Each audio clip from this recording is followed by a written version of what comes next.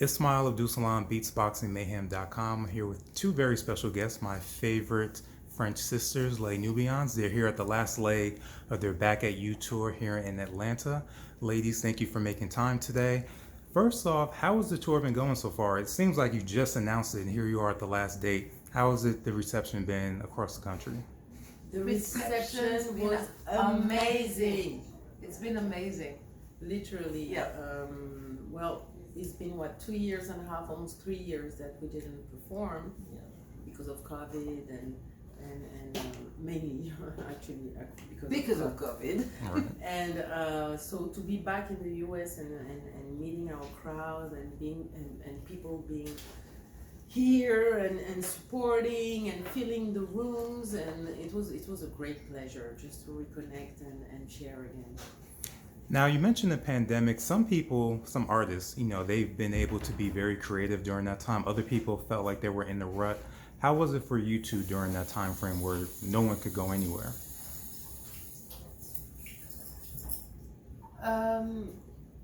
Me, I was not creative at all.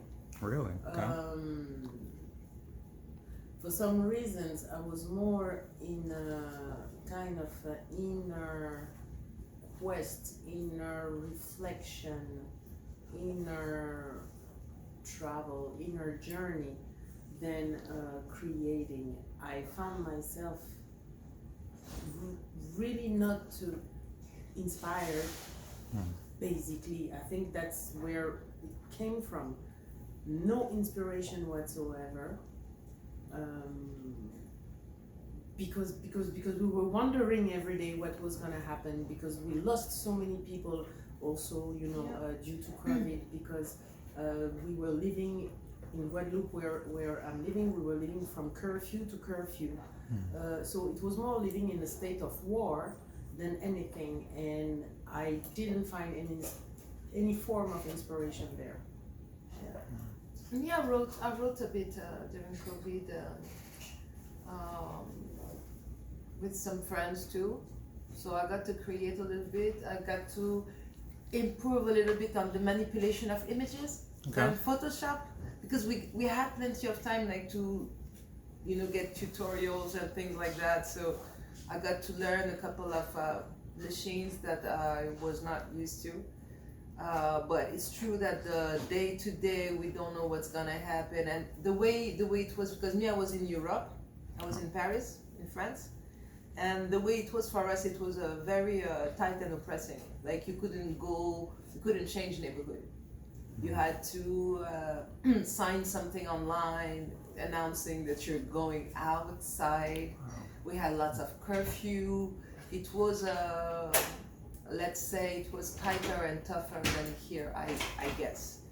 And so it was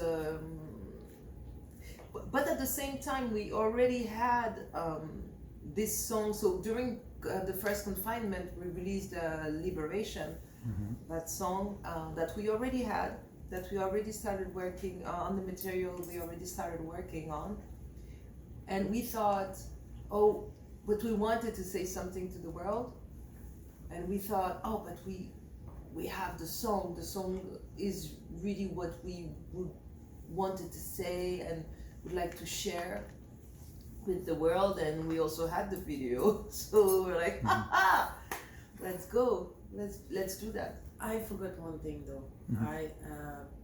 Because last year, early 2021 was still COVID time, so yes, I wrote some music actually for a film documentary, a movie called Being BB that I scored with a team. Voila. But that's instrumental music basically. I couldn't write any words. And I could do this work because again it was not coming from my imagination, but I was literally thinking for the images that was in front of me, which was totally different than creating from nothing and just expressing yourself. That was a different exercise, so I guess that's why I could do it. Got it. Now, one thing about you guys with your tours, you normally do concept with your tours. I remember the last time you guys were here, it was almost like just telling the love story of your parents, which was very powerful. I'm wondering if you have anything different in store with this type of tour, or is it a little bit more straightforward what you've been doing? I want to answer, but at the same time, you haven't seen the show yet. I haven't. So I like it's just I don't want it to spoil it for you, but at the same time, it's the end of the tour, so maybe we can spoil a little bit. Just a little bit. So on this tour, called Back at You is us reconnecting with our people, with our family. So we start with a song that is meaningful to us and that separate, per se, the life before and the life now. And then we go in a travel of all the classic, because that's what made us meet each other. And we've been missing singing those songs, and probably our family has been missing listening to those songs. So of course we go through them, and we also insert here and there new songs. Okay. There we go. So talking about new songs, the next question is going to come. Is there an album in the works? Is something going to be coming soon? Where's the status on that with the new music? Yes, there's some music in the works coming. We are working on finishing these mixes and additional production, so we can release an EP. I really hope by the end of the year. I really hope. But as Talib Kweli is saying, music is finished, and when the music is finished, we love to, and writing new songs too, because the songs that we would like to release by the end of the year, we are living with it since a while now, and we feel like maybe we need to work on new material too. So that's where we are right now. But there will be, though, I invite you and invite everyone to get on Bandcamp, because we'll be releasing remixes. Meanwhile. Nice. So that leads me to the sound, because no one's ever really been able to nail down your sound, because it's very eclectic. You bring in so many different influences. But I kind of noticed that kind of Afrobeat is the big thing that mainstream has kind of gravitated towards now, even though you guys have been doing that for years. So is there a set direction you're going with the music, or is it still what we've been used to, just a little bit of everything?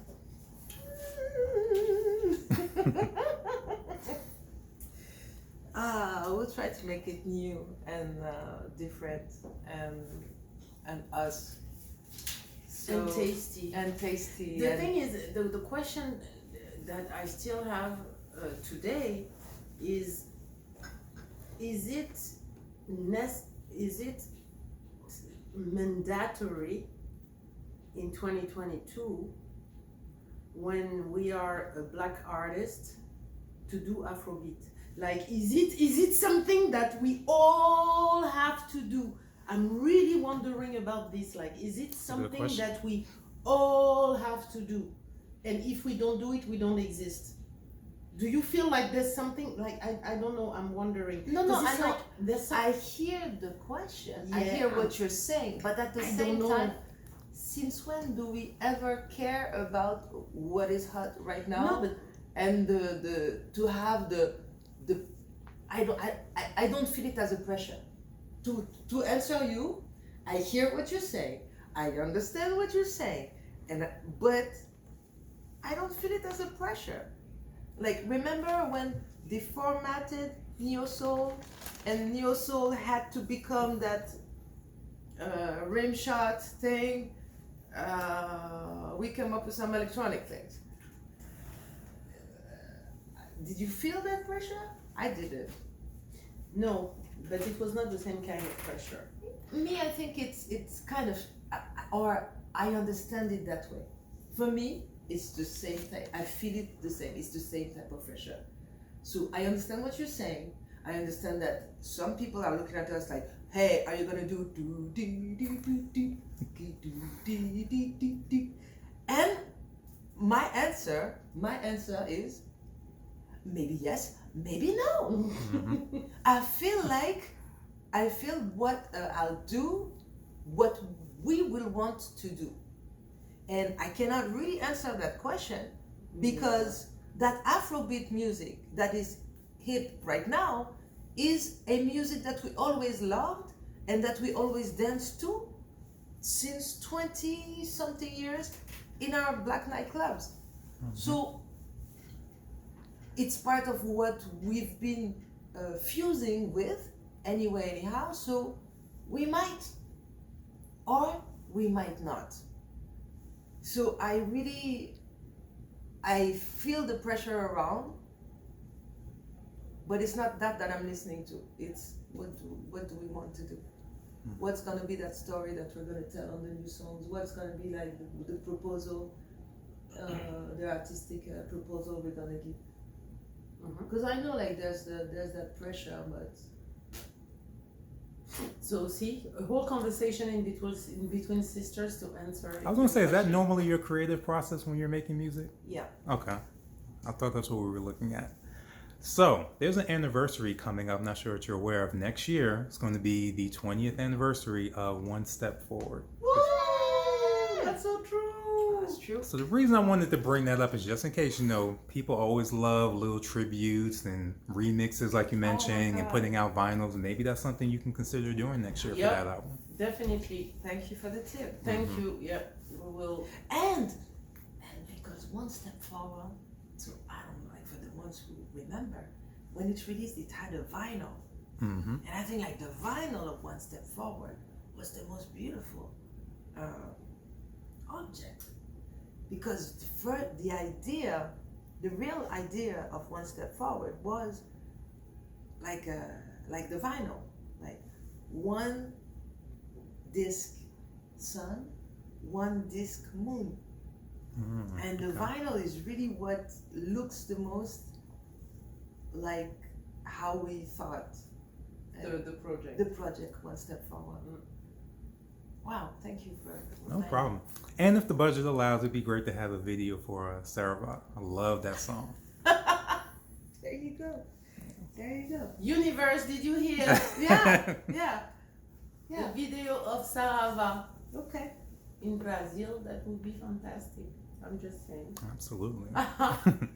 So let me ask you this. You might not be aware of this. So I've been seeing this a lot online. I grew up kind of in a Pan-African household, but I've kind of noticed now there's been, I don't know if there's a term for it, I guess I kind of call it Diaspora Wars, where people are arguing back and forth as far as like, well, you're not really African or you're not really a Black American. You see a lot of that going back and forth online with people, especially with reparations coming up. Before, it seemed like the music was unifying for the diaspora. Do you think that can still happen again, even with things being as fragmented as they are now? Yes, and that will be actually one of the base for unity, and that will be like a thread to stitch all these individualities and all these cultural differences, because there are some cultural differences. Okay. Yes, we're all Black people, but we don't have the same culture as all of us. So, and Which is okay. Absolutely. which is actually wonderful, because we are so diverse and so rich. you know, so rich with nuances and shades, and I think that the music and arts in general have a tremendous task, which is this, To actually, reflect. to be this common ground, to be this these bridges that we all gonna use, so we can like discuss and get to know each other better, and create this flow in between us. And we need these bridges. Arts and all the different disciplines can do that. Got it. So one thing about you guys is you've had the pleasure of being able to work with Zap Mama, be on tour with him. He came down here. Manu Dibango that passed away, he was able to work with him. What would you say you learned the most from them, just being in their presence and working with them, that you've been able to take with your craft so far going forward? I guess each of them has a different, brought us something totally different. Um, Talking about Manu Dibango, Manu is someone that is in our environment since we children. So Manu Dibango is like Fela of reference, like someone that since we children we looked up to. Pillar of our cultures. And ooh, this is fantastic what he does. An artist, that's what it is being an artist. I like Uncle Manu, I love his voice, I love his saxophone. And this participated, I think, in the fact that we are musicians today. And then encountering like a Doudou Ndiaye Rose, for example, who's a percussionist from Senegal. Master drummer from Senegal. Working with him, and it was the beginning of our career, he insisted in us recognizing how privileged we were to work together as family members, and the power of being family members working together. Yes. So that was Yes. a lesson that we received from Doudou Ndiaye Rose. Zap Mama, Marie. Me, I'll say even Zap Mama in the beginning, because we discovered Zap Mama, we were a teenager. You know, when Zap Mama was a group with many different singers, etc. Really, what was really interesting to us was the power of vocal. You know, it was to go back, and we come from also from cultures that are also vocal, and to be using the voice, Like everything that was like the polyrhythmic yes, aspect of Zap Mama. And I mean, for me, definitely there were something in their band that I found like very liberating for women. Yeah. I found them like very strong and giving me this potential warrior stand, and then there's artists like Miriam Makeba yes, standing now for yourself, like the confidence, the statement, the mission. mission. Why are you singing? What are you singing? What are your words? What her like the drive, you know, the drive and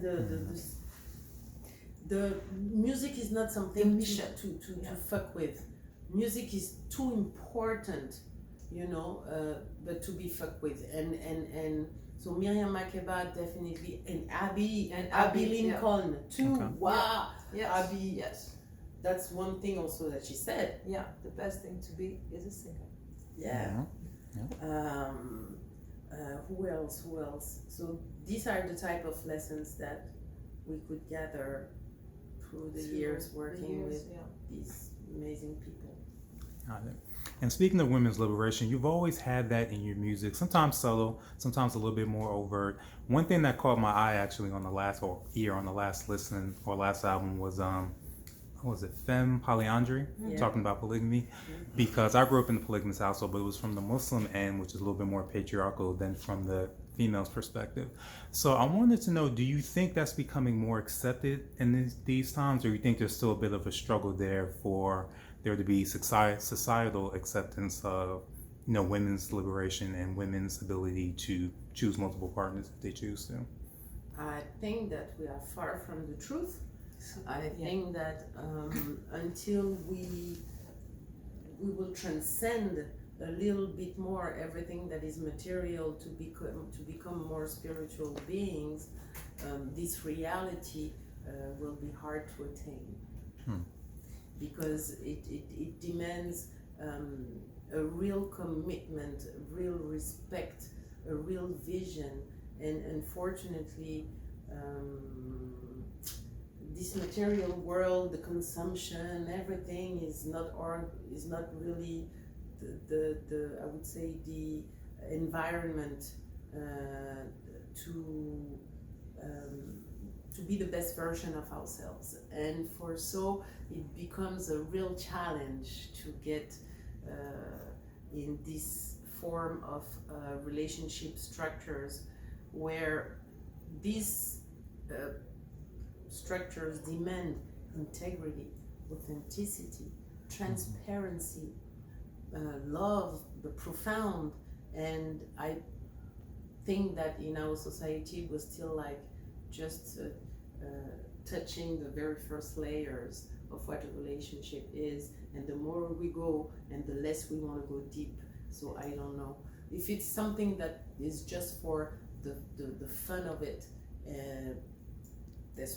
I noticed that there's more and more TV shows, for example, about polygamist families, or the Mormons, or Utah, and all of, but it for them it's in a religion, and when we start taking it as a token for fun, we are desacralizing, we are taking the sacred out of it, and for so we are out of the subject. Got it. All right. Oh, did you want to add anything, Celia? I just want to make sure. So last question. Anytime I introduce you guys to new people, I always kind of pick an album and tell them to sit with it. Recently it's been One Step Forward, but I kind of wanted to get it from you two. Which album, if I had to give one to introduce people to you for the first time, should it be Les Nubians? Should it be One Step Forward? Or should it be New Revolution? Gotta pick one. That's a very, very hard question. Because it's tempting to say, as an introduction, Princess Nubian is Princess Nubian, is the introduction. Right. It's the introduction of Les Nubians. But I love One Step Forward for the diversity of that record. Because I think One Step Forward touched more diversity of and show more also like who we are. It's almost as if like Princess Nubian was kind of like the spine, but One Step Forward had the flesh of the diversity of who we are, and a bit of love and a little bit of, I don't know. And so I'm cheating a little bit. And I have to say that each time I listen to New Revolution, the full album,